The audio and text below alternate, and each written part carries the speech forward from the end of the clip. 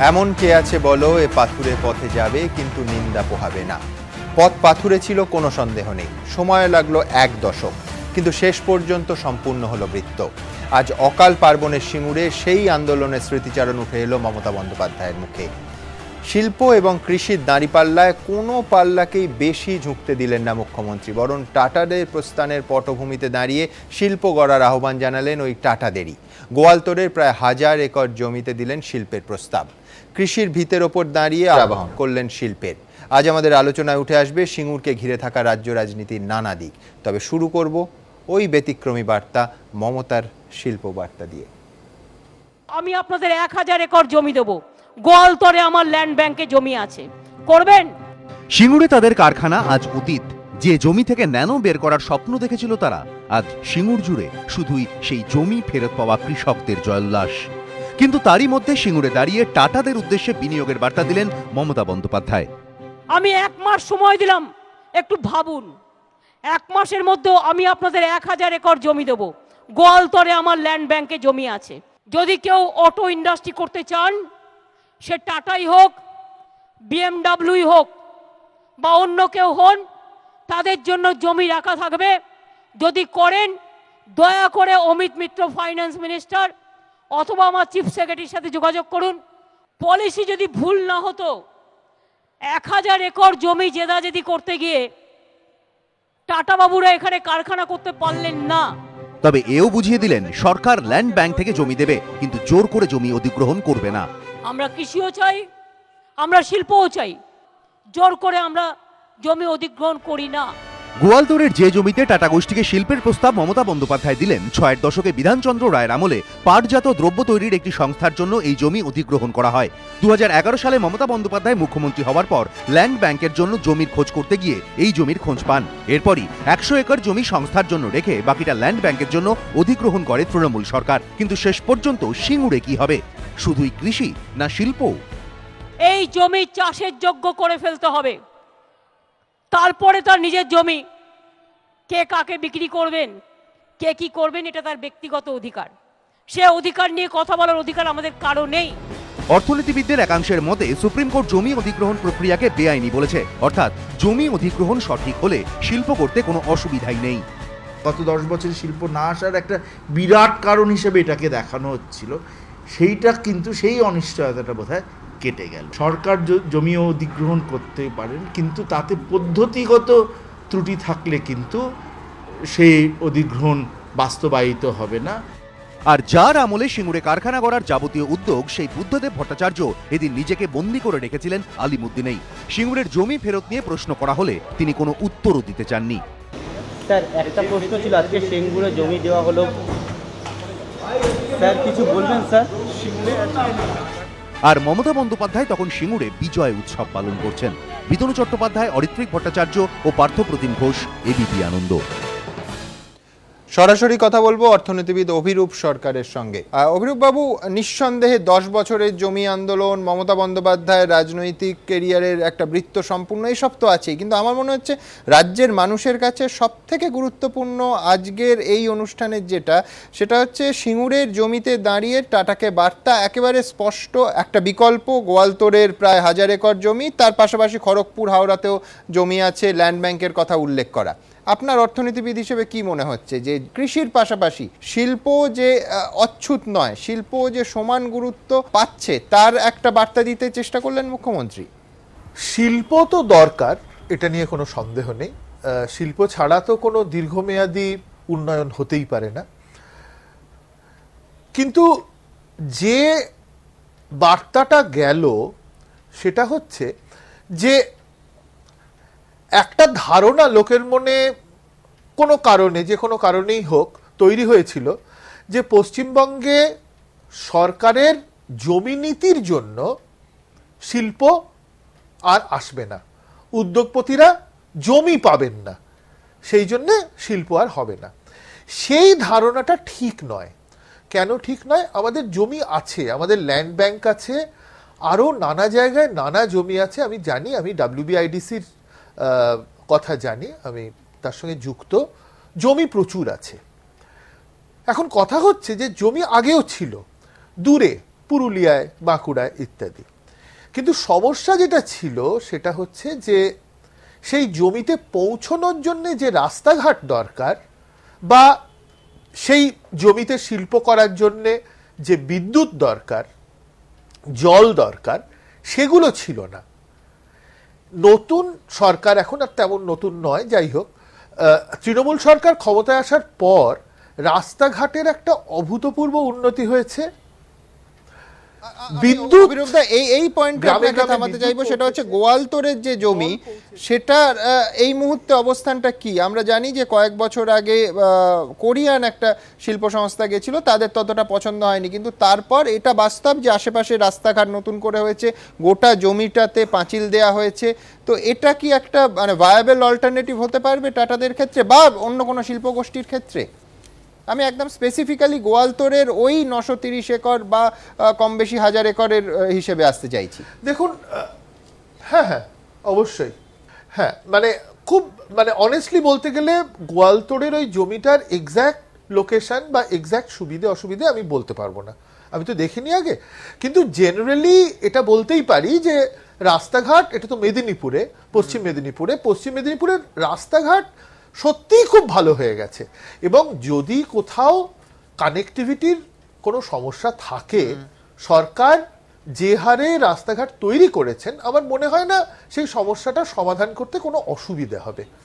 এবারে শিল্পপতি বা উদ্যোগপতি ঠিক কি চাইছেন সেটা খানিকটা নির্ভর করে তিনি কি ধরনের শিল্প করতে চান, তার এক্স্যাক্ট চাহিদাটা কি তার উপর নির্ভর করে। কিন্তু আমার মনে হচ্ছে যে গোয়ালতোড়ের অপশনটা একটা ভায়াবল অপশন, যেহেতু ওই যেটা বললাম, রাস্তা, বিদ্যুৎ, জল ইত্যাদি নতুন সরকারের আমলে অনেকটাই মৌলিক পরিকাঠামোর যথেষ্ট উন্নয়ন হয়েছে। ধন্যবাদ অভিরূপ সরকার। আমি ঋতব্রতর কাছে যাব। ঋতব্রত, আজকে পার্টি নেতাদের, সিপিএম নেতাদের রিয়াকশন ছিল যে শিল্পের জলাঞ্জলির দিন, পুনর্গঠনের প্রস্তাব দিচ্ছেন সিঙ্গুরের মঞ্চ থেকে মমতা বন্দ্যোপাধ্যায়। জলাঞ্জলির দিন কেন দলগতভাবে তোমরা মনে করছো? আমি এই অভিরূপ বাবু, উনি তো সম্ভবত ওটার দায়িত্বে রয়েছেন WBIDC, উনি বললেনও যে ওনার, আমি আসবো ওনার কথায়, সেই যে কথা ধরে তুমি শুরু করলে, আমাদের যেটা বক্তব্য যে পৃথিবীর সভ্যতার ইতিহাস এটাই যে কৃষি থেকে শিল্পে উত্তরণ। তা আজকে যেটা হয়েছে, মুখ্যমন্ত্রী তার রিভার্সাল এবং ইতিহাসকে নতুন করে লিখতে চাইছেন এবং বলছেন সেই মডেলটা ফলো করতে হবে, এবং প্রচুর টাকা খরচ হয়েছে। আমি আর সেগুলোর মধ্যে যাব না, ওই র্যাম্প বা মাইকেই কোটি টাকা ইত্যাদি, সেগুলোর মধ্যে আমি যাচ্ছি না। রাজ্যবাসীর পয়সায় আজকে প্রকৃতপক্ষে শিল্পায়ন এবং কর্মসংস্থানের শ্রাদ্ধানুষ্ঠান হয়েছে। এবার এই যে ইন্ডাস্ট্রি সম্পর্কে, ওই যে ওখান থেকে যে বার্তা দেওয়া হয়েছে, ধরুন আমি জাস্ট ওই গোয়ালতোড় নিয়ে, গোয়ালতোড়ের ওটা বেসিক্যালি একটা সিড ফার্মিং এর জন্য, বীজ তৈরি করবার জন্য আপনারা দেখালেন যে বিধানচন্দ্র রায়ের আমলে, কিন্তু তারপরে যেটা রয়েছে বামফ্রন্ট সরকারের আমলে, ওখানে এই সিড তৈরির, আমি ইতিহাসটা বলে দিই যে বিধান রায়ের আমলে অধিগ্রহণ করা হয় পাটের উন্নত মানের বীজের জন্য, তার গবেষণা এবং চাষের জন্য। তার শিল্প নিগম তার ভেতরে 830 একর নেয় আর বাকিটা ফার্ম। এবার আমি, উনি তো সেই 1000 একরের কথা বললেন, এবং অভিরূপ বাবু প্রথমেই বললেন যে ওনার WBIDCর সবটাই নজরে আছে, কোথায় কি আছে, আবার বললেন যে গোয়ালতোড়টা সম্পর্কে অতটা উনি জানেন না। যাই হোক, সে নাই জানতে পারেন। এখন প্রশ্ন হচ্ছে, আমি একদম আমাদের পজিশনটা আবার রেটারেট করছি যে আমাদের অবস্থানের কোনো পরিবর্তন নেই, আমাদের অবস্থান কনস্ট্যান্ট, যে কৃষির ভিত্তিতেই শিল্প করতে হবে, মানে এছাড়া অন্য কোনো রাস্তা নেই। এবং শিল্পায়ন মানে কি, মানে বেসিক্যালি তো এই কথাটা, যে শিল্পায়ন বলতে আমরা কি বুঝি, শিল্প মানে তো ছবি আঁকা বা অন্যান্য কিছু নয়। শিল্পায়ন অর্থে, যে অর্থে শিল্পায়ন নিয়ে এত আলোচনা হয়েছে, যেখানে যে শিল্পায়নের পথ মানে হচ্ছে যে বৃহৎ, মাঝারি এবং ক্ষুদ্র শিল্পের একটা ভারসাম্য সমন্বয় রেখেই এই পথে এগোতে হবে। এবার এই যে BMW বা টাটা এবং অন্য অটো ইন্ডাস্ট্রির কথা মাননীয় মুখ্যমন্ত্রী বললেন, আমার শুধু আপনাকে স্মরণ করিয়ে দেওয়ার জন্য, সরকার আসবার পর ওই এখন যেখানে মিলন মেলা প্রাঙ্গণে বইমেলা হয়, ওখানে বেঙ্গল লিডস দিয়ে শুরু হয়েছিল, তারপর হলদিয়াতে হয়েছে, বিভিন্ন জায়গায় হয়েছে। ওই অনুষ্ঠানে জেনারেল মোটরস এসেছিল। আমরা তখন শুনেছিলাম, টিভির পর্দাতেই শুনেছিলাম, যে জেনারেল মোটরস পশ্চিমবঙ্গে কারখানা তৈরি করবে। কারখানা তৈরি দূরস্থ, জেনারেল মোটরস ছেড়ে দিন, তারপর মুখ্যমন্ত্রী সিঙ্গাপুর গেছেন, লন্ডন গেছেন, এখন মিউনিক, BMW। প্রকৃতপক্ষে যে সেট আপগুলো ছিল, সে বেণুগোপাল দূতের ভিডিওকন হতে পারে বা জিন্দালদের সবাই চলে গেছে, এটা হচ্ছে বাস্তব।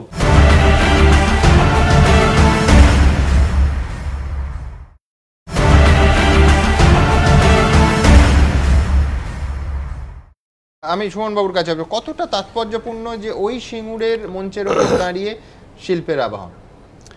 হ্যাঁ, নিঃসন্দেহে তাৎপর্যপূর্ণ। কিন্তু তার আগে একটা কথা বলবো যে আজকে মমতা ব্যানার্জির মঞ্চে একজন বাউল গান গাইছিল, তার গানের লাইনগুলো ছিল যে ইতিহাসে লেখার হবে, মোছা যাবে না।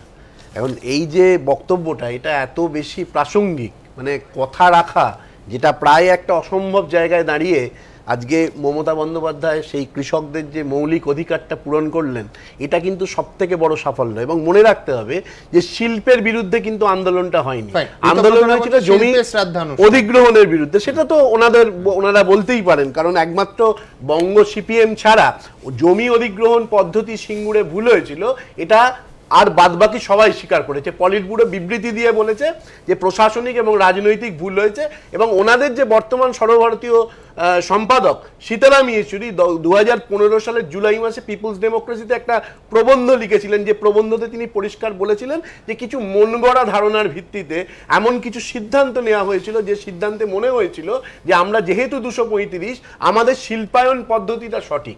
এবং এই কথাটা জ্যোতি বসুও বলেছিলেন, আপনার নিশ্চয়ই স্মরণে আছে, যে আমাদের কৃষক সভা কি করছিল। ফলে গোটা প্রসেসটার মধ্যে একটা অদ্ভুত দাম্ভিক একটা বাতাবরণ আমরা লক্ষ্য করেছিলাম। এবং খুব আশ্চর্যজনকভাবে যে 2006 সালে জয় মোল্লার আনার বানুকে মঞ্চে হাজির করেছিলেন বিমান বসু, এবং প্রথম ইচ্ছুক কৃষক হিসেবে তার নাম উল্লেখ করা হয়েছিলেন। পরবর্তীকালে জানা গিয়েছিল যে তিনি কিন্তু ইচ্ছুক কৃষক ছিলেন না, তিনি সেখানে ক্ষতিপূরণ নেননি। এবং বর্তমানে 2006 কথা বলছেন, আমি দ্রুত একবার দেখাবো। আজকে মমতা বন্দ্যোপাধ্যায় বহু ক্ষেত্রে গত 10 বছরের, 1 দশকের ওই সিঙ্গুরের মাটি থেকে উঠে আসা জমি আন্দোলনের স্মৃতিচারণ করেছেন। কথা দিয়েছিলাম, কথা রেখেছি। ব্যাস, সিঙ্গুরের বিজয় উৎসবের জন্য এই এক লাইনই যথেষ্ট। আর কথা রাখার এই দিনে আজকের মুখ্যমন্ত্রী বারবার ফিরে গেলেন সেদিনে। সেদিন তখন তিনি জমি আন্দোলনের নেত্রী, সেদিন ক্ষতবিক্ষত হয়েছিল সিঙ্গুর, সেদিন আক্রমণ নেমে এসেছিল মমতা বন্দ্যোপাধ্যায়ের ওপরও। আমরা বসে রইলাম বিডিও অফিসের ঘরে, মধ্যরাতের পর শুরু হলো অমানবিক অত্যাচার। এমন মারলো আমাদের যে পরের দিন আমাকে হাসপাতালে ভর্তি হতে হলো। সুদর্শন দার আন্ডারে সেদিন আমি বেলভিউতে ভর্তি হয়েছিলাম, পালস হয়ে গেছিল 44। এমন মেরেছিল, আমার বুকের মধ্যে রক্তস্খলন হয়েছিল। সেই রিপোর্ট আমার কাছে এখনো সযত্নে রক্ষা করা আছে। সব দিনের কথা ভুলবো না। গত 1 দশকে যখনই সিঙ্গুরের প্রসঙ্গ উঠেছে, তখনই বিডিও অফিস থেকে মমতা বন্দ্যোপাধ্যায়কে বের করে দেওয়ার এই ছবি সামনে এসেছে। আজ মঞ্চ থেকে জমি ফেরত দিয়েছেন, বক্তৃতা করেছেন, এমনকি ট্রাফিকও সামলেছেন। কিন্তু আন্দোলনের সেই দিনে ধর্ণা মঞ্চটুকু বাঁধতে গিয়ে বেগ পেতে হয়েছিল।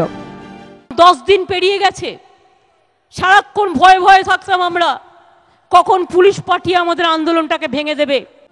আন্দোলনের সেই রাতগুলির বর্ণনা দিতে গিয়ে মুখ্যমন্ত্রী সুর চড়েছে। আমাদের লোকেরা এখানে ধর্ণা দিত, আর পাল সিট থেকে গুন্ডা নিয়ে তেড়ে আসতো, কেউ বাথরুমে পর্যন্ত যেতে পারতো না। গাড়ি ঘোড়া রাস্তা বাদ দিয়ে আমাদের 200 জন ঘুমাচ্ছিল স্বেচ্ছাসেবক, ট্রাক ছেড়ে দেওয়া হয়েছিল যাতে পিষে মেরে দেয়। সেদিনের বন্ধুদের যেমন এদিন বলেননি মমতা বন্দ্যোপাধ্যায়। জোর করে নিতে চাইলেও যে অনিচ্ছুক পরিবাররা তাদের জমি গায়ে জোরে নিতে দেয়নি, তাদের আমার স্যালুট, আমার সালাম। তেমনি আন্দোলনের শত্রুদেরও আজ বলেননি মমতা। আমার পূর্ববর্তী সরকারের বন্ধুরা, কোনো কথা বলার অধিকার আছে তাদের? একবার ফিরে তাকায়নি। তখন ছিল আবার ইউপিএ সরকার দিল্লিতে, আর কংগ্রেসের প্রাণভোমরা ছিল সিপিএম দল। কেউ সেদিন তাকিয়ে দেখেনি। কেন সিঙ্গুরের কৃষকরা জমি ফেরত পেল না, এই প্রশ্ন বারবার শুনতে হয়েছে মমতা বন্দ্যোপাধ্যায়কে। তাই সুপ্রিম কোর্টের রায়ের পরই বলেছিলেন, আমি এখন শান্তিতে মরতেও পারি। আর ঐতিহাসিক বুধবারে বললেন, কথা দিয়েছিলাম, কথা রেখেছি। আশাবুল হোসেন ও বিতনু চট্টোপাধ্যায় রিপোর্ট, এবিপি আনন্দ।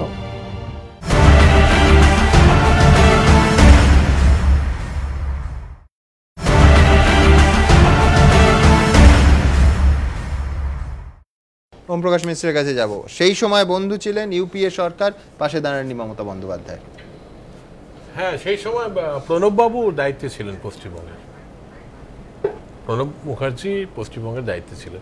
যাই হোক, যেটা মৌলিক জায়গাগুলিতে আসি, প্রথম কথা হচ্ছে যে আমরা জাতীয় কংগ্রেস, আমরা স্বাগত জানিয়েছি সুপ্রিম কোর্টের ভার্ডিক্টকে, এবং যে পদ্ধতিতে জমি অধিগ্রহণ করবার অপচেষ্টা হয়েছিল সেটাতে জাতীয় কংগ্রেস এবং আমাদের পশ্চিমবঙ্গ ইউনিট আমরা প্রতিবাদ করেছিলাম এবং আমরা আন্দোলনের শরিক ছিলাম।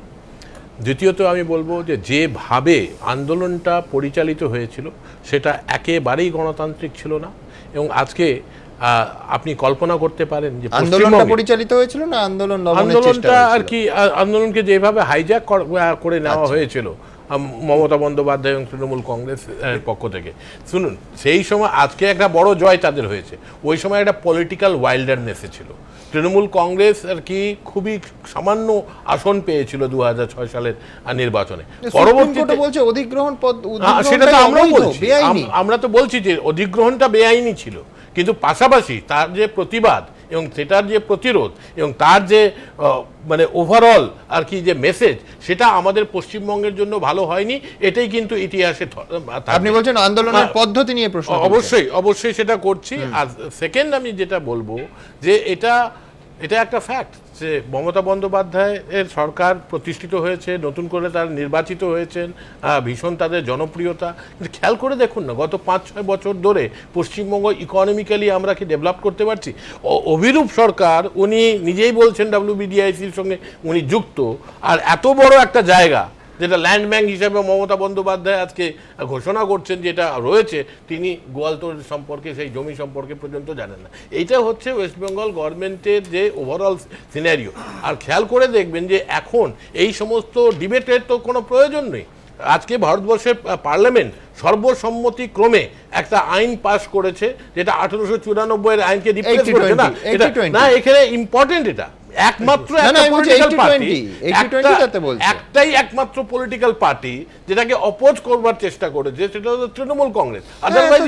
আন্দোলনকে ভিত্তি করে মমতা বন্দ্যোপাধ্যায় ক্ষমতায় এসেছে, তার মানেটা কি দাঁড়াচ্ছে? তাহলে আজকে তো উনি কন্ট্রাডিকশন আর কি স্পেল আউট করছেন। আমি জমি সমর্থন করেনি, আমি বললাম যে সমর্থন করেনি পার্লামেন্টে। আজকে যদি শিল্প স্থাপন হয় পশ্চিমবঙ্গে খুব ভালো কথা, কিন্তু এরকম কোনো পসিবিলিটি নেই। আজকে চিন্তা করতে পারেন যে বিডিও অফিসে আজকে বিডিওর সঙ্গে যদি উঁচু স্বরে কোনো কেউ নেতা কথা বলতে যায়, তখনই তাকে আর কি তার বিরুদ্ধে কেস হয়ে যাবে। আজকে পশ্চিমবঙ্গের চালচিত্র মুর্শিদাবাদে দেখবেন, আজকে মুর্শিদাবাদে কমিটির নির্বাচনে 200-300 জন মারামারি করছে। এটা হচ্ছে পশ্চিমবঙ্গের চালচিত্র। আজকে যতই কুৎসা আজকের দিনে লাভ হবে না। বাংলায় মমতা বন্দ্যোপাধ্যায় রাজনৈতিক যে বিশ্বাসযোগ্যতা তা প্রমাণ করেছেন, এবং দীর্ঘ 10 বছরের প্রতীক্ষা এবং প্রত্যাশার অবসান ঘটিয়েছেন।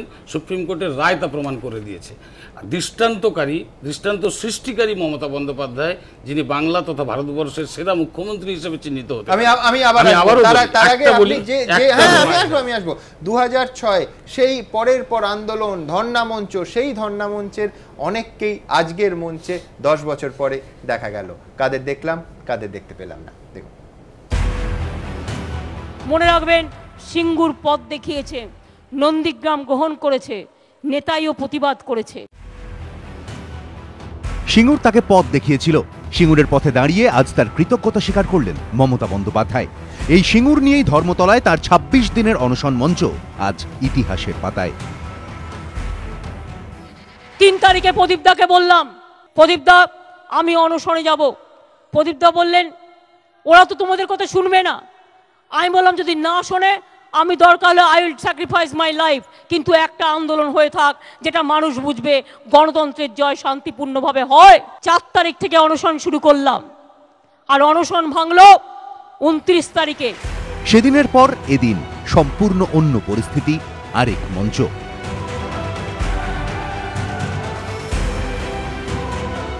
সেদিনের অনশন মঞ্চের বহু মুখ চোখে পড়ল আজও। জমি ফেরতের দাবিতে আন্দোলনের সেই মঞ্চে থাকতেন কবির সুমন। কথা রাখার এদিনে উদাত্ত কণ্ঠে গাইলেন গানওয়ালা।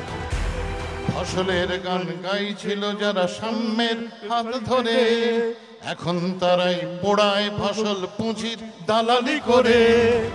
সেদিনের মতো এদিনও মঞ্চে হাজির প্রতুল মুখোপাধ্যায়।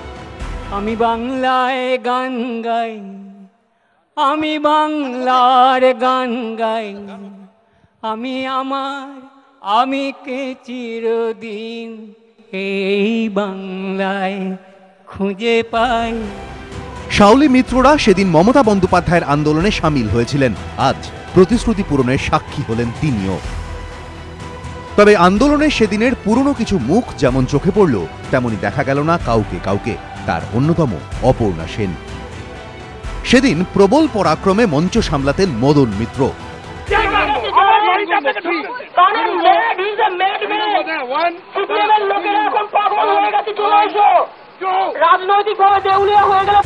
আজ প্রভাবশালী তকমা এড়াতে সেই তিনি অনুপস্থিত। সিঙ্গুর নিয়ে আইনি লড়াইয়ের পাশাপাশি আন্দোলনের সময়ও প্রতিপক্ষকে ঝাঁঝালো আক্রমণে ভিড়তেন কল্যাণ বন্দ্যোপাধ্যায়। এদিন কিন্তু তাকে একদম প্রথম সারিতে সেভাবে দেখা যায়নি। মমতার গলায় একজনের অনুপস্থিতির আক্ষেপ ঝরে পড়ল, তিনি মহাশ্বেতা দেবী। আজকের এই খুশির দিনে আমার খুব মনে পড়ছে 1084 মা মহাশ্বেতাদির কথা। সেদিনকে এদিনে মেলালেন তিনি। এদিনের মঞ্চ মনে পড়িয়ে দিল সেদিনের মঞ্চকে। সমিত সেনগুপ্ত, সুমন ঘরাই ও সৌরভ বন্দ্যোপাধ্যায়, এবিপি আনন্দ। সমীরবাবু, কোট আনকোট মমতা বন্দ্যোপাধ্যায়, কৃষিকে বাঁচাতে হবে, শিল্প গড়তে হবে, সহাবস্থান সম্ভব না? একবারেই সম্ভব। মমতা বন্দ্যোপাধ্যায় কি বলেছিল? জোরপূর্বক বলপূর্বকভাবে স্বৈরাচারী কিছু মানুষের চিন্তা ভাবনাতে একটা গোপন আতাহাতে যে ধরনের জমি নেওয়ার যে পদ্ধতিগত ত্রুটি, তার বিরুদ্ধেই কিন্তু লড়াইটা করেছিল 400 একরের জন্য। মোটেই কিন্তু 600 একরের বিরুদ্ধে উনি লড়তে যাননি, যেহেতু অনিচ্ছুক কৃষকের সেখানে প্রশ্ন ছিল।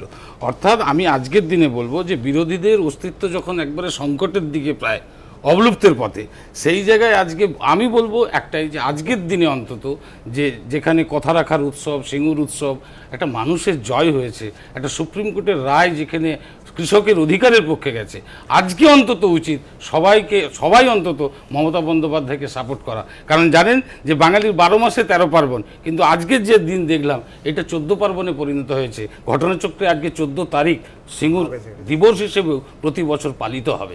আমি মনে করি রাজনৈতিক বিতর্ক থাকতেই পারে। ভায়াবল অল্টারনেটিভ এই 1000 একর গোয়ালতোড়ে কিংবা খড়গপুর, হাওড়াতে যে জমিগুলোর কথা বলা হচ্ছে, কেন বলেছেন? তার মূল কারণ হচ্ছে যে এই সরকার আসার পর যে একটা ল্যান্ড ব্যাংক, ল্যান্ড ম্যাপ তৈরি করেছে, যেটা আগে করা ছিল না। যার ফলে কি, যদি কোনো শিল্প আসতে চায়, সরকারের ল্যান্ড ব্যাংক থেকে তারা জমি চিহ্নিত করে নিশ্চয়ই নিতে পারেন। এটাই মমতা বন্দ্যোপাধ্যায় বলেছেন। একটা কৃষকের জলে কেন একটা শিল্প হবে, কেন নেতাই হবে, কেন অধিগ্রহণ অবৈধ, একেবারে সরকার অধিগ্রহণ করে ভুল করেছে, সুপ্রিম কোর্টের রায় বলছি। কিন্তু আমি বলছি সেই অবৈধ অধিগ্রহণের মাসুল তো দিতে হচ্ছে শিল্পপতিকে। আমি বাস্তব পরিস্থিতিটা বলছি। সন্ত্রাস যদি জমি অধিগ্রহণ করে, সেটা মোটেই মানা যাবে না। কারণ কম বেশি 1000 কোটি টাকা লোকসান, অনুসারী শিল্পের কথা বাদই দিলাম। আমি আবারও বলছি, একটা সরকার যখন বলছেন, নিশ্চয়ই তার চিন্তা ভাবনা করে তিনি বলেছেন। একটা শিল্প যেহেতু একটা প্রাইভেট সংস্থা, তারও উচিত ছিল যে আমার যা চাই সেটাই আমার দরকার। হ্যাঁ, এই জিনিসটা না করে একটু মানুষদের সাথে আলোচনা করলে হয়তো এই সমস্যাটা আজকে হতোই না। আমি মনে করি আলোচনা করার মাধ্যমে জমির প্রসঙ্গ এসেছে। খড়গপুরে 600 একর টাটা আগে বেঁচেছিল, এই কথাটা কিন্তু তারা তাদের অবজারভেশনে তারা এনেছে। ফাইন। আমি দ্রুত একবার দেখব যে 3টে নাম, পায়েল বাগ, সরস্বতী দাস এবং তাপসী মালিক।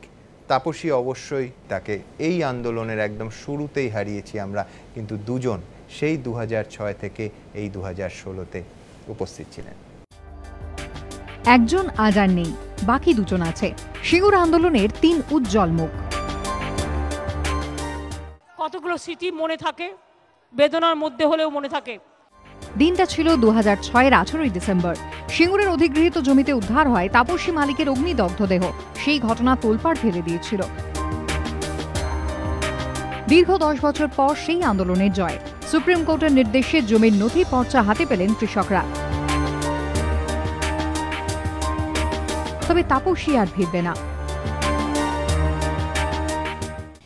আজ মেয়ের জন্যই সবসময়তেই চোখের জল, লোকের সবই আনন্দ, কিন্তু জমি ফেরত পাচ্ছে লোক, কিন্তু আমার মেয়ে তার ফিরে আসবে না। বুধবার সিঙ্গুর উৎসবের মঞ্চে উঠেই তাপসী মালিকের পরিবারকে ডেকে নেন মুখ্যমন্ত্রী। তাপসী মালিকের মা তাকে আমি একবার আসতে অনুরোধ করব, তার বাবাকে। সিঙ্গুর আন্দোলনের আরেক মুখ সরস্বতী দাস। নিজের 1 বিঘে জমির জন্য প্রথম দিন থেকেই আন্দোলনে কোমর বেঁধে লড়েছিলেন এই বৃদ্ধা। সেদিন জমি নিয়ে নেওয়ার সময় ছিল উদাস মুখ। তখন বয়স ছিল 70, কিন্তু আন্দোলনের শুরু থেকে শেষ অবধি ছিলেন তিনি। আজ সেই সরস্বতীকেই জড়িয়ে ধরলেন মমতা। আমি আমার মাতঙ্গিনী মা, দেখুন কিভাবে লড়াই করেছিল সেদিনকে, কোনো তুলনাই হয় না। আমরা বলতাম মাতঙ্গিনী, আমরা বলতাম এটা সিঙ্গুরের মাতঙ্গিনী। ওরা মারলে আমাকে মেরেছিল, ছুটে আমরা পাইলে এসেছেন, তারপরে রাত্রিরে ডেরেনে বসেছেন, সেই ডেরেন থেকে সকালে বেরিয়েছি, 2টো পুলিশ এধার একটা আসতে, এধার আছে, ওধার একটা আছে। হ্যাঁ হ্যাঁ, খুব পারবো, এখনো জোর আছে রে ভাই। তো এখান থেকে গিয়ে সেই হাওড়া থেকে হেঁটে আপনার এত পর্যন্ত গেছে, ধর্মতলা হেঁটেই গেছে। আমার সামনে আমি আসতে অনুরোধ করব ছোট্ট মেয়েটি পায়েল। ছিল পায়েল বাবু। সিঙ্গুর আন্দোলনের সময় তার বয়স ছিল মাত্র 2.5 বছর।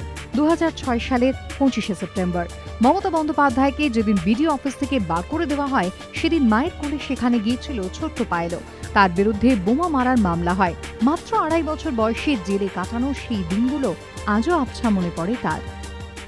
সেদিন রাত্রিবেলা আমাদের জমির চেক অন্য কেউ তুলে নিয়েছিল বলে আমরা জেলে বিডিও অফিসে গিয়েছিলাম।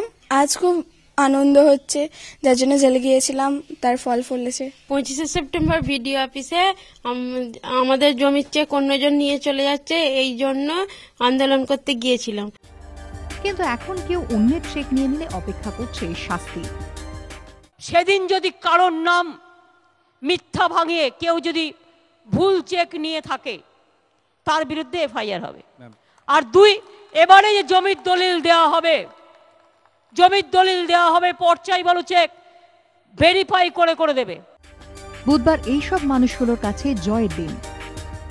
আরো উজ্জ্বল হোক সূর্য মোর জন্মভূমির আকাশে, আরো স্নিগ্ধ মমতা ভেসে যাক আমার দেশের বাতাসে।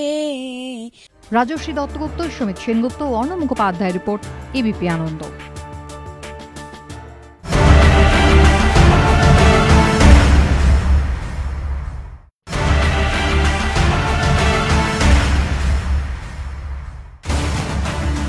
রাজনৈতিক বৃত্ত পূরণ আর কাকে বলে? একদিন যেখান থেকে জিতেছিল পুলিশের গলা ধাক্কা, আজ সেখানেই বিজয়িনীর মুকুট করে মমতা বন্দ্যোপাধ্যায়। এই সিঙ্গুরে অনিচ্ছুক কৃষকদের জমি ফিরে দাও। কথা দিয়েছিলাম, কথা রেখেছি, এটা মানুষের জয়। সিঙ্গুরে বৃত্ত সম্পূর্ণ হলো। 2008 সালের 24শে আগস্ট এই দুর্গাপুর এক্সপ্রেসওয়ে ধারে মঞ্চ বেঁধে ধর্ণা শুরু করেছিলেন মমতা বন্দ্যোপাধ্যায়। 2016-র 14ই সেপ্টেম্বর এবারও মঞ্চ সেই একই জায়গায়। 8 বছর আগে যেখান থেকে জমি ফেরতের দাবিতে ধর্ণা শুরু করেছিলেন মমতা বন্দ্যোপাধ্যায়, এদিন সেই মঞ্চ থেকেই তিনি জমি ফেরত দিলেন। সম্পূর্ণ হলো বৃত্ত। আমরা ইচ্ছুক অনিচ্ছুক সবাইকেই জমি ফেরত দিচ্ছি। এই জাতীয় সড়ক আর 5টা জাতীয় সড়কের মতো নয়। 2 নম্বর এই জাতীয় সড়ক ইতিহাস তৈরি হতে দেখেছে আন্দোলন যার শুরু 10 বছর আগে। 25শে সেপ্টেম্বর দুর্গাপুজোর কদিন আগে, পঞ্চমীর দিন সম্ভবত, সেদিন আমার কাছে খবর গেল একজনের চেক আরেকজনকে দিয়ে দেওয়া হচ্ছে, জোর করে চেক দিয়ে দেওয়া হচ্ছে। 2006 সালের 25শে সেপ্টেম্বর সিঙ্গুরে জমি অধিগ্রহণের জন্য শুরু হয়েছিল চেক বিলি। প্রতিবাদে ঝাঁপিয়ে পড়েছিলেন মমতা। এদিনও চেক বিলি হলো, তবে এদিন প্রতিবাদ নয়, আনন্দে বরণ করে নিলেন সবাই। সেদিন সিঙ্গুরে যাওয়ার পথে মাঝ রাস্তা থেকে ফিরে আসতে হয়েছিল মমতা বন্দ্যোপাধ্যায়কে। প্রতিবাদের ঝড় উঠেছিল বিধানসভায়। সেদিনের রণংদেহী তৃণমূল বিধায়কদের অনেকেই আজ মন্ত্রী, অনেকেই এদিন উপস্থিত ছিলেন চেক প্রদানের মঞ্চে। সেদিনের তাপসী মালিক, রাজকুমার ভুলেরা আজ না থেকেও ছিলেন মঞ্চে। তাপসী মালিকের মা, তাকে আমি একবার আসতে অনুরোধ করব, তার বাবাকে, রিজকুমার ভুলুর বাবা মাকে। সেদিন পুলিশ প্রশাসন মঞ্চ বাঁধতে বাধা দিয়েছে, জমি ফেরতের দাবিতে গড়ে ওঠা আন্দোলনে বাধা দিয়েছে। আর আজ পরিবর্তনের পর সেই প্রশাসনই জমি ফেরতের অনুষ্ঠানের যাবতীয় আয়োজন করল, সেই পুলিশই নিরাপত্তা দিল। এক দশকে সবই দেখল সিঙ্গুর, সম্পূর্ণ হলো বৃত্ত। আশাবুল হোসেন, ময়ূর ঠাকুর চক্রবর্তী ও Mohiuddin Mallick, ABP Ananda.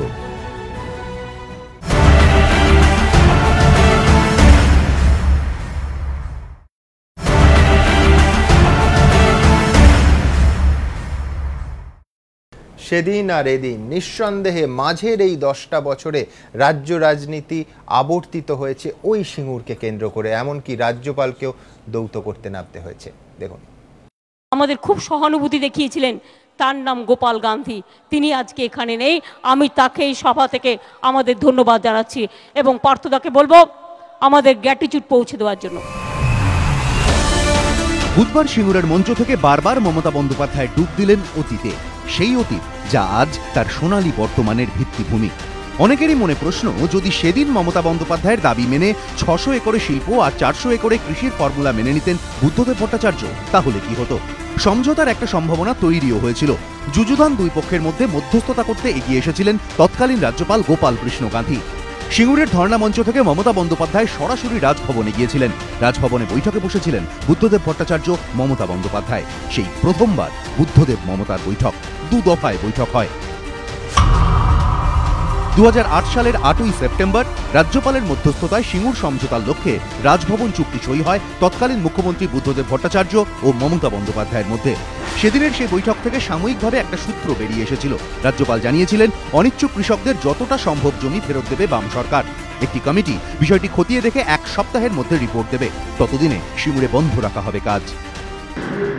I am confident that our discussions, which were marked by the same measure of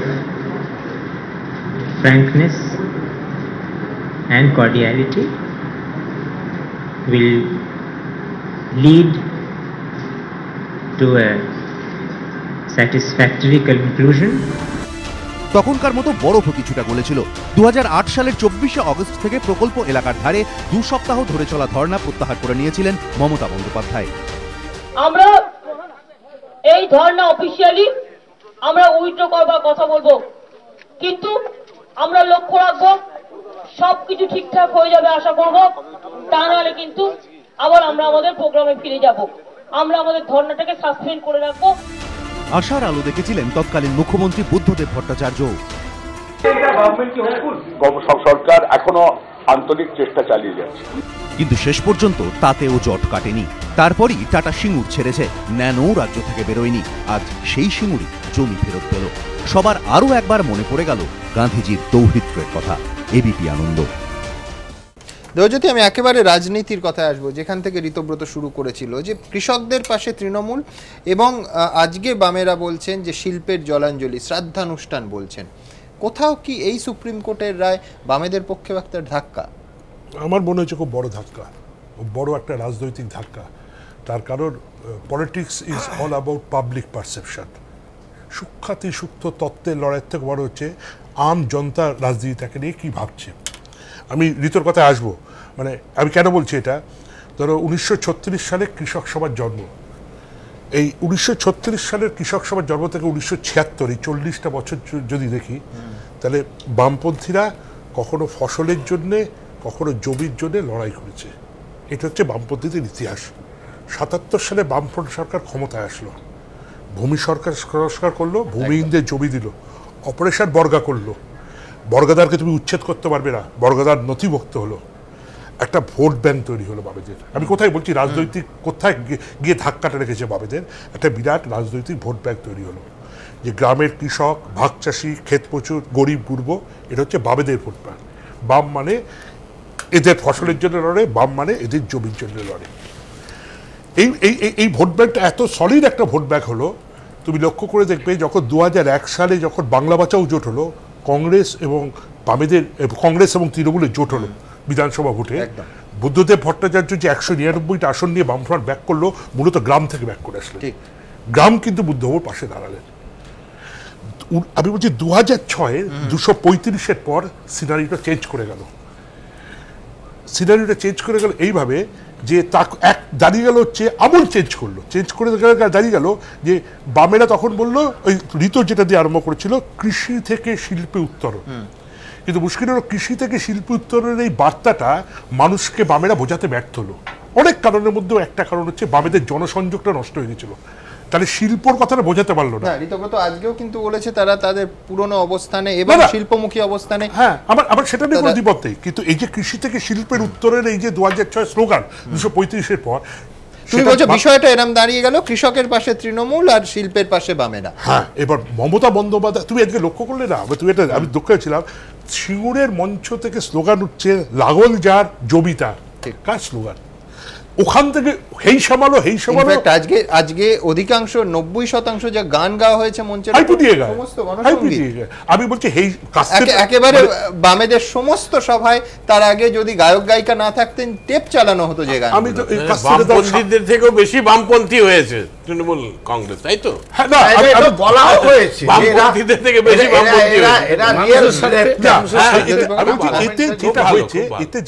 এতে যেটা হয়েছে ওই যে গ্রামের যে ভোট ব্যাংক, কৃষক ভাগ চাষি ক্ষেতপুরি যে ভোট ব্যাংকটা হয়ে গেল 6-এর পর, এদের উদ্ধারকর্তা এদের আন্দোলনকারী হচ্ছে মমতা বন্দ্যোপাধ্যায়, এদের প্রোটেক্টর হচ্ছে মমতা বন্দ্যোপাধ্যায়, আর বামেরা জমি ছবি দিয়ে দিচ্ছে। ফলে এইটা পাশাপাশি আরো কিছু পারসেপশন ছিল যে জমির চরিত্র বদল একবার হয়ে গেলে সেখানে আর কৃষিকাজ সম্ভব নয়। আজকের একজনকে যারা চাষ করবেন তাদের 10,000 টাকা করে দেয়া হবে। জমির সম্পূর্ণ চরিত্র বদল করে চাষিদের মধ্যে মমতা বন্দ্যোপাধ্যায়ের বক্তব্য কোর্ট 12 সপ্তাহ সময় দিয়েছে, তিনি 7 থেকে 8 সপ্তাহের মধ্যে সেই জমি ফেরত দেবেন। এবং ওয়েস্ট বেঙ্গল অ্যাগ্রো ইন্ডাস্ট্রি কর্পোরেশনে 24 লক্ষ টাকা অবধি ঋণ, দামি যন্ত্রপাতি ভাড়ায় দেওয়া হবে ইত্যাদি ইত্যাদি। সেচ দপ্তরকে সেচের জল দেওয়ার হয়েছে। তাহলে কি সেই সময় যে তত্ত্বগুলো বারবার আলোচিত হতো যে একবার জমির চরিত্র বদল হলে জমি আর চাষযোগ্য করা যায় না, সেটা মিথ ছিল? পৃথিবীর বহু জায়গায় এটা হয়েছে যেখানে জমির চরিত্র বদল হয়ে গেছে, সেখানে আগের জমিতে ফেরত এনেও করা গেছে। আমাদের দেশে শহরের মধ্যে আমাদের বন্ধুরা গেছিলেন সিউলে, মেট্রো রেলটাকে পুরো ভেঙে দিয়ে নদী এনে দিয়েছে। চীনে আমরা পড়েছি মাও সেতুংয়ের সময় যে একেবারে অনুর্বর জায়গায় কিভাবে চাষ করা যায়, এবং এটা চাষযোগ্য জমি করা সম্ভব। কৃষি বিজ্ঞানীরাও বলছেন, আজকে কাগজে একাধিক রিপোর্টও আছে। আমি দ্রুত একবার দেখে নেব, চাষযোগ্য করা সম্ভব, তার কারণ জমির মৌলিক চরিত্র বদল হয়নি, বা হলেও যে পর্যন্ত হয়েছে তার চরিত্র আবার ফিরিয়ে দেয়া যায় কৃষি জমিতে।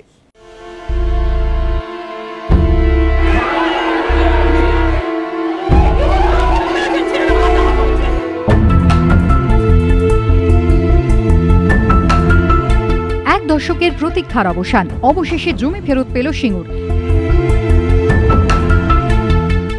কিন্তু যে জমি নিয়ে এত চর্চা, এত আন্দোলন, 10 বছরের টানাপোড়েন, কি রয়েছে সেই জমিতে? মোট জমির মাপ 997.5 একর। 2006 সালে এই জমি টাটাদের ন্যানো কারখানার জন্য অধিগ্রহণ করেছিল তৎকালীন বাম সরকার, যার মধ্যে 65 একরে রয়েছে টাটাদের কারখানা। জমির মধ্যে 80 একর জুড়ে রয়েছে রাস্তা, প্রায় 40 একর জুড়ে রয়েছে নয়নজলি, 12 একরে রয়েছে বিদ্যুতের সাবস্টেশন, এবং খালি জমির পরিমাণ 800 একর। এর মধ্যে ইচ্ছুক কৃষকদের জমির পরিমাণ ছিল প্রায় 680 একর এবং অনিচ্ছুকদের ছিল 190 একর। জমি অধিগ্রহণের জন্য চেক ইস্যু হয়েছিল প্রায় 14,500, তার মধ্যে প্রায় 11,000 চেক বিলি হয়েছিল, পড়েছিল প্রায় 3,500 চেক। সুপ্রিম কোর্টের রায়ে বুধবার সেই জমির কাগজ হাতে পেলেন কৃষকরা। সরকারের প্রতিশ্রুতি, সব জমি চাষযোগ্য করে দেওয়া হবে। আমরা বদ্ধপরিকর যে যত শীঘ্র সম্ভব আপনাদের জমি আপনারা আবার চাষ করতে পারবেন। যদিও দীর্ঘদিন চাষ না হওয়া কংক্রিটের চাদর পড়া জমি ফের চাষযোগ্য করা যাবে কিনা তা নিয়ে সংশয়ে অনিচ্ছুক কৃষকরা। জমি পেয়েই তো সঙ্গে সঙ্গে চাষ হবে না, ওসব জমিকে মেরামত করতে হবে, তবে তো জমি চাষ হবে। জমি চাষ করতে এখন দেরি, জমি তো চাষ করতেই হবে, জমি চাষ করার জন্যই তো চাওয়া। চাষের যোগ্য না হয় সেইটাই তো চিন্তা।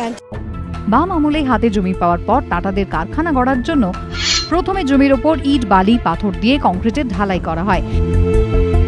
কৃষি জমির ওপর পড়েছিল শিল্পায়নের আস্তরণ। অনেকেই বলছেন এই জমিকে ফের চাষযোগ্য করে তোলা যথেষ্টই কঠিন, তবে অসম্ভব নয়।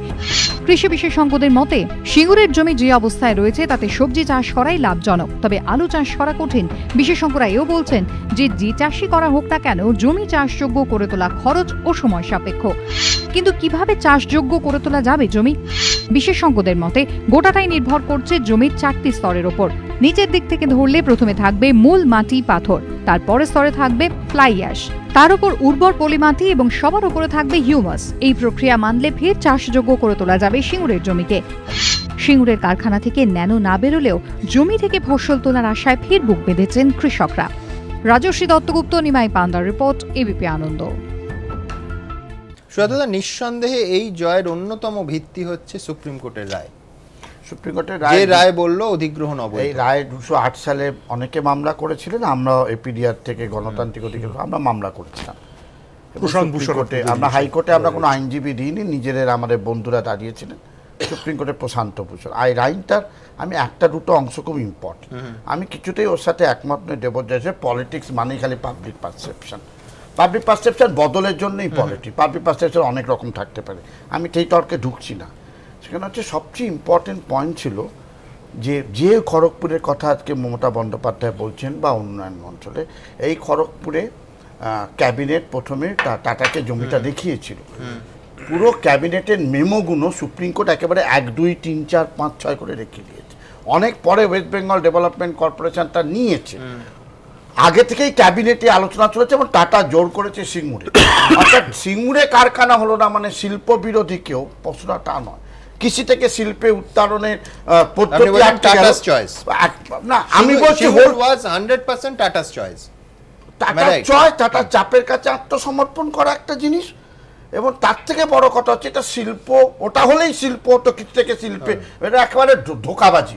যারা এটা বলছেন ধোকাবাজি, কারণ একটা অত্যন্ত ফসলি জমি নেওয়া যাবে না কোম্পানি লট, ওই আইনে 1894 সালের আইনে যদি কোম্পানি নেয় তাহলে অন্য পার্টে গিয়ে আন্দোলনটা হবে, অন্য পার্টে অ্যাপ্লিকেবল হবে। সেখানে বলা আছে চাষযোগ্য জমি নেওয়া যাবে না, এবং হোল রায়টা দাঁড়িয়ে আছে যেটা কোম্পানিকে একটা দেয়া আর প্ল্যান ডেভেলপমেন্ট করা, সেটা বৃহৎ ছোট মাঝারিকে প্ল্যান ডেভেলপমেন্ট করে শিল্প করা ইজ ওয়ান থিং, আর টাটার কাছে আত্মসমর্পণ করা ওয়ান থিং। মমতাকে চাষযোগ্য জমি হচ্ছে আপনি দেখাচ্ছেন খরচ হবে তো, আর যখন একটা সরকার যখন পুরো টাটার কাছে টাকার পর টাকা আমাদের টাকা না জানিয়ে চুক্তি করে, মানুষকে জানতে দেয় না, এর থেকে খারাপ গোপনীয় মানুষ বিরোধী অ্যাকশন হবে, মানুষ তার অ্যাকশনটা। সুমন, আজকে তো টাটার কাছে আবার আবেদন করা হলো, আজকে তো টাটার কাছে আবার আবেদন করা হলো যে আসুন শিল্পের জন্য এই কথা যখন আমি ধরিয়ে দিলাম যে আজকে কালকে যদি মমতা বন্দ্যোপাধ্যায় একই ধরনের কোন গোপন চুক্তি করেন, অন্তত আমরা যদি জীবিত থাকি আমরা একইভাবে প্রতিবাদ করবো। মমতা গোপন করে না, তারপরে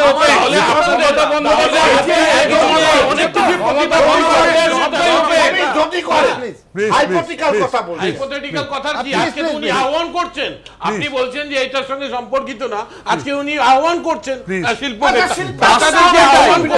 এটাই হচ্ছে রিয়াল বাস্তব। এখন উনি যেটা বলছেন, ওনার কথা উনি বলেছেন, এই যে আজকে যখন জনগণেরই কোটি কোটি টাকা, এই যে 1 কোটি টাকার শুধু মাইক লাগানো হয়েছে, জনগণেরই টাকা, আমার টাকা, সুজাত বাবুর টাকা, পলিটিক্যাল পারপাসেই লাগানো হয়েছে। এবার এই যে এত কথা, আমরা যেহেতু শিল্প নিয়ে আলোচনাটা হচ্ছে, লাস্ট 5 বছর অনেক কিছু তো হয়েছে। Industrial power consumption left government যখন চলে গেছিল, সেই সময়ে যে পাওয়ার কনজাম্পশন ছিল, গত বছর যে গভর্নমেন্ট, আবার নতুন যখন গভর্নমেন্ট এলো, তার আগে পর্যন্ত পাওয়ার কনজাম্পশন কমে গেছে 10 টাইমস। শিল্প যে নেই, উনি যাই বলুন, এবং শিল্প ছাড়া যে কর্মসংস্থান তৈরি করা যাবে না, খুশি বলতে পারে, কথাটা শোনার ধৈর্য রাখুন, কথাটা শোনার ধৈর্য রাখুন। যেটা বলছি ওটা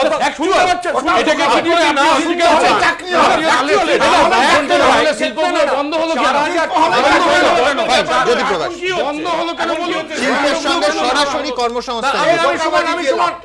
একটা কথা খালি, 4000 এই যে চাল এবং টাকা, 2000 করে টাকা এবং যে চাল, এখন সেসব হিসেবপত্র মিলছে না।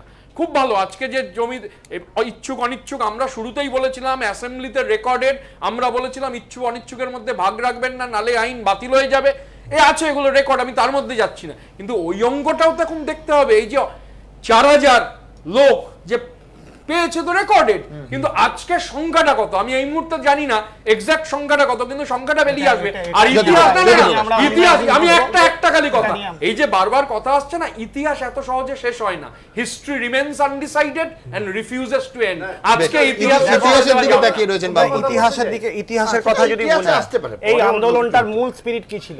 মমতা বন্দ্যোপাধ্যায় সিঙ্গুর আন্দোলনের মূল স্পিরিট ছিল যে বড় লোকের ঢাক তৈরি গরিব লোকের চামড়ায় করতে দেব না, রাইট টু প্রপার্টি, জমির ওপর আমার অধিকার, এটা সাংবিধানিক অধিকার, এই স্বীকৃতির জন্য লড়াই। দুটো অবস্থান, একটা অবস্থান সাংবিধানিক অধিকার নয়। শেষ করুন ওম প্রকাশ দা, আপনি যখন বলছিলেন আমি রাইট টু প্রপার্টি একটা সামাজিকভাবে স্বীকৃত, ওটা সবথেকে বড় স্বীকৃতি দিল ভারতবর্ষের সর্বোচ্চ আদালত। আর একটা অবস্থান যেটা রাজনৈতিকভাবে ধিকৃত, সামাজিকভাবে ধিকৃত, নিজেদের মধ্যে দ্বিধা এবং দ্বন্দ্বভাবে বিভক্ত। এটাই তো আজকে পশ্চিমবাংলার চালচিত্র। সিঙ্গুর নিয়ে তো এটাই আজকে পশ্চিমবাংলার ঋতব্রত বলছে ইতিহাস অন্যভাবে বিচার করবে। ইতিহাস তো দেখুন, বাবুরা যে সিদ্ধান্তগুলো নেয় সেগুলো 10 বছর পর বলতে হয় ঐতিহাসিক ভুল। মমতা বন্দ্যোপাধ্যায় যে সিদ্ধান্তটা নিয়েছিলেন সেটা আজকে বলতে হচ্ছে সেটা ভুল নয়, সেটা ঠিক, সেটা রাজনৈতিকভাবে আজকে মাননীয় মুখ্যমন্ত্রী অন্ডালে বিমানবন্দর উদ্বোধন করেছিলেন, সেই বিমানবন্দরের মধ্যে থাকুন, অন্ডালে বিমানবন্দর বিষয়বস্তুর মধ্যে থাকুন, বিমানবন্দর বাইরে হয়ে গেছে, বাইরে গিয়ে যদি দাবি ওঠে যে বিমানবন্দরের জমি ফেরত চাই, সেদিন অন্ডাল নিয়ে এই প্রশ্নগুলো আসছে, প্রশ্নগুলোকে ইগনোর করা যাচ্ছে না। অন্ডালে বিমানবন্দর বন্ধ হয়ে গেছে, এখন আসছে বিমানবন্দর চালু নেই। আজকে আলোচনার বিষয়বস্তু অন্ডাল 14 পার্বণের কথা অধ্যাপক সমীর বাবু বলেছেন। এখন মমতা বন্দ্যোপাধ্যায় যখন বিরোধী নেত্রী ছিলেন, তিনি যে কোনো আইনকে যেমন কাজকলা দেখিয়ে ন্যাশনাল হাইওয়ে 2 অবরোধ করে গোটাটা করেছিলেন, আজকেও তাই হয়েছে। এখন শুনছি প্রতি বছর হবে। এখন এই আইন কানুন না মানে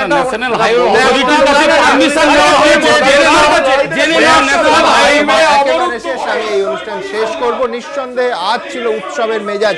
এমনকি সিঙ্গুরের যারা বাসিন্দা, বহু জায়গা থেকে আত্মীয় স্বজন বন্ধু বান্ধব তাদের বাড়িতে রীতিমতো উৎসবের পরিবেশে মেতেছিলেন। আমি এই অনুষ্ঠান শেষ করব তাদের কথা শুনতে শুনতে। নিজের জমি আমাদের, নিজের জমি নিজের ফসল বিচার এসেছে, আমাদের নিজের জমি আমাদের, নিজের জমি নিজের ফসল বিচার এসেছে, তাপসী জমি ফিরেছে। বুধবার সকাল থেকে সিঙ্গুরে উৎসবের মেজাজ। উৎসব শুধু দুর্গাপুর এক্সপ্রেসওয়ের ধারে এই মঞ্চেই নয়, উৎসব সিঙ্গুরের প্রতিটি ঘরে ঘরে। সিঙ্গুরবাসীর পাশাপাশি এই উৎসবের শরীক তাদের আত্মীয় স্বজনরাও, যারা দূর দূরান্ত থেকে ছুটে এসেছেন এই দিনটার জন্য। কেউ পুরুলিয়া থেকে, কেউ বাঁকুড়া থেকে।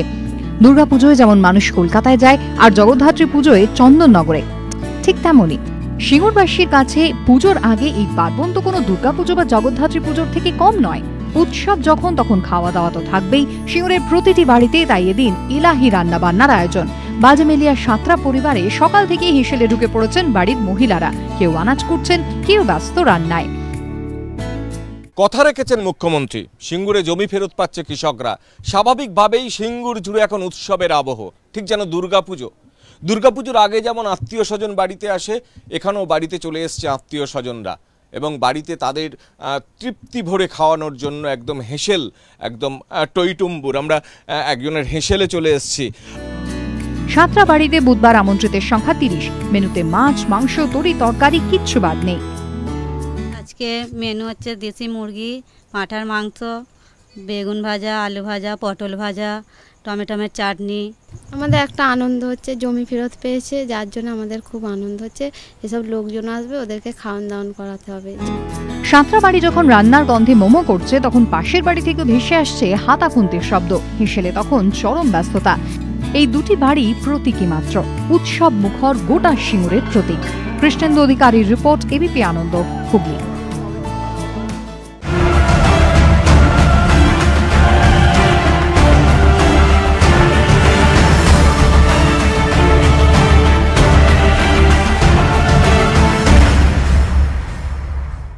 নিবেদন করছে ডালমিয়া ডিএসপি সিমেন্ট, ঢালাই এক্সপার্ট, পাওয়ার্ড বাই খাদিমস ওয়াকিয়ার টপ, সহযোগী নিবেদক সফেদ ডিটারজেন্ট পাউডার, সাফাইকা সুপারস্টার, বিবেকানন্দ হসপিটাল দুর্গাপুর। আমরা জানি জীবনের মূল্য। ভারত দর্শন আগরবাতি, বাংলার ঘরে ঘরে।